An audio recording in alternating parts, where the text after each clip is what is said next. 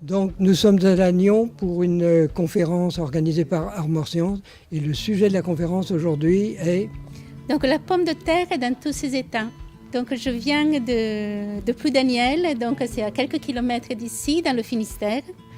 Et dans le Finistère a été implantée en 1949 une station expérimentale par l'INRA, donc sur la pomme de terre et les plantes à bulbes.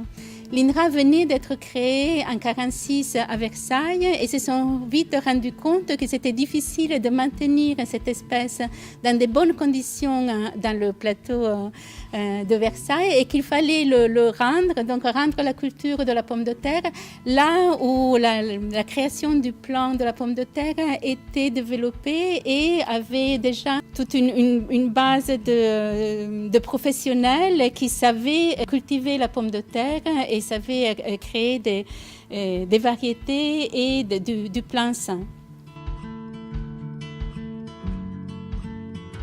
Oui, une longue histoire et beaucoup de recherches qui se sont d'abord orientées sur la physiologie de la pomme de terre pour comprendre comment ce tubercule fonctionnait.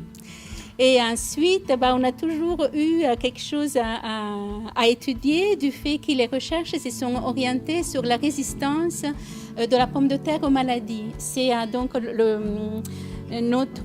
l'équipe qui travaille à Ploudaniel appartient à un département de l'INRA qui s'appelle Génétique et amélioration de plantes. Ça veut dire qu'on cherche de résoudre les problèmes, pas par l'intervention externe avec des produits ou des molécules, mais en rendant la plante plus résistante et mieux adaptée à son environnement. Donc l'histoire continue. L'histoire continue et ce soir, donc, dans cette conférence, je parle un peu de tout. Donc le titre, c'est bien la pomme de terre dans tous ses états, donc un peu d'histoire, de la rencontre de l'homme et de la pomme de terre. Comment ça a évolué la pomme de terre une fois que l'homme a commencé à la domestiquer.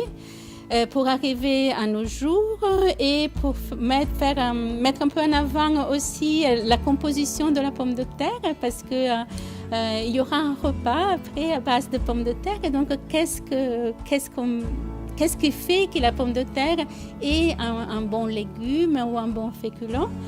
Et ensuite, je vous parlerai aussi un peu de nos recherches, de ce qu'on fait et de ce qu'on peut faire avec la pomme de terre, comment on cherche de répondre aux questions qui se posent, donc sur le réchauffement climatique, sur une agriculture durable avec moins d'intrants, le fait que notre monde bouge, notre façon de consommer la pomme de terre évolue aussi. Donc un grand intérêt pour le sujet de la pomme de terre. Oui. Et donc j'étais venue en 2012 à l'année internationale de la biodiversité. Et j'avais l'impression qu'il y avait plein de choses à dire. Et aujourd'hui, on a changé un peu le sujet. Je crois qu'il y a toujours beaucoup à dire sur la pomme de terre.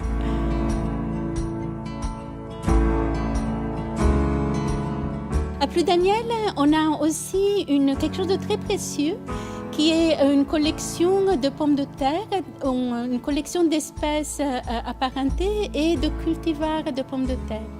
Cela comprend donc des espèces cousines de la pomme de terre qui nous viennent d'Amérique du Sud et qui sont très importantes pour notre travail de recherche et pour la création de matériel innovant.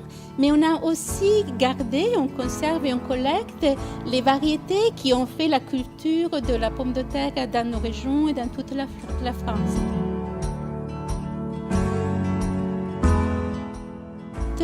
Collection, ça s'appelle Brassicole, ne comprend pas que la pomme de terre, aussi l'artichaut, l'ail et le brassica.